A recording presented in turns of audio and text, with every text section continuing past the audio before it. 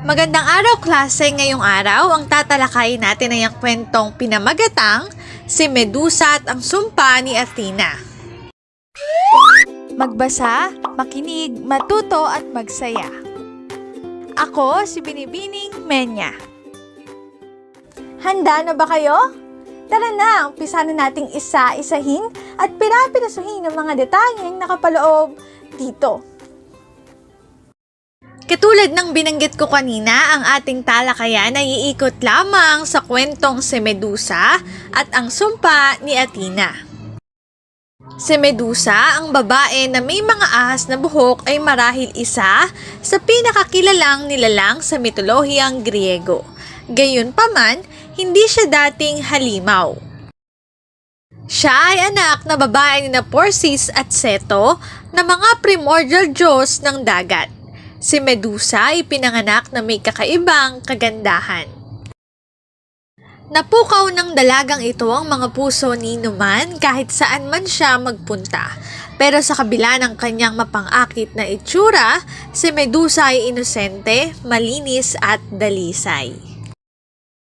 Dahil sa hinahangaan niyang Diyosang si Athena, napagpasahan niya na maging isang paring babae sa templo ni Athena.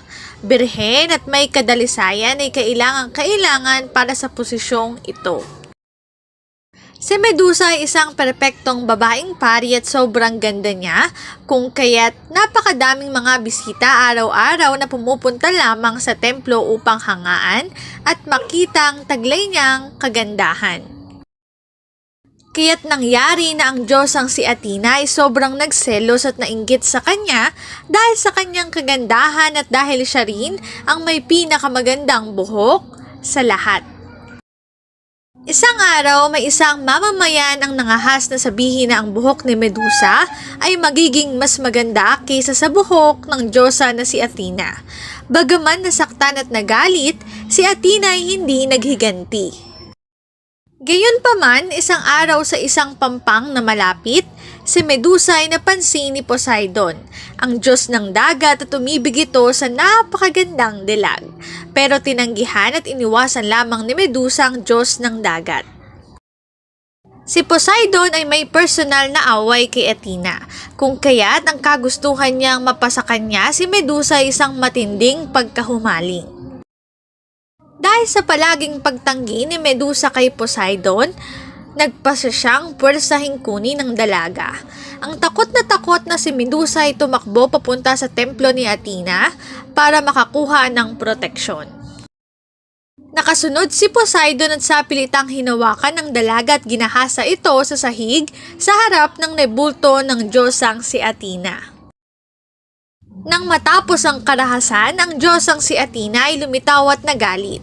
Nagpasya siyang bigyan ng malupit na parusa si Medusa.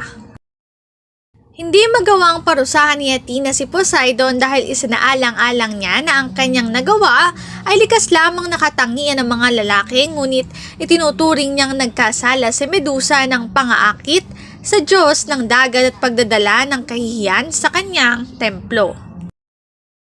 Isinumpa ni Athena ang dalaga.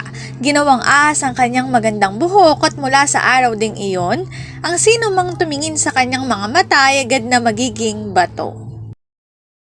Si Medusa ay nahabol ngayon ng mga mandirigma na nagnanais ng kanyang ulo bilang isang tropeyo, pero silang lahat ay naging bato. At sa wakas, ang bayani na si Perseus ang nagwagi. Lingid sa kaalaman ng lahat ay nagkaroon pala ng anak si Poseidon at Medusa. Ito ay nagngangalang Chrysaor at Pegasus. Ang link na ito ang aking source sa mga written information na makikita nyo sa bawat slides. Dito na nagtatapos ang ating talakayan. Sana ay marami kayong natutuhan. Paalam!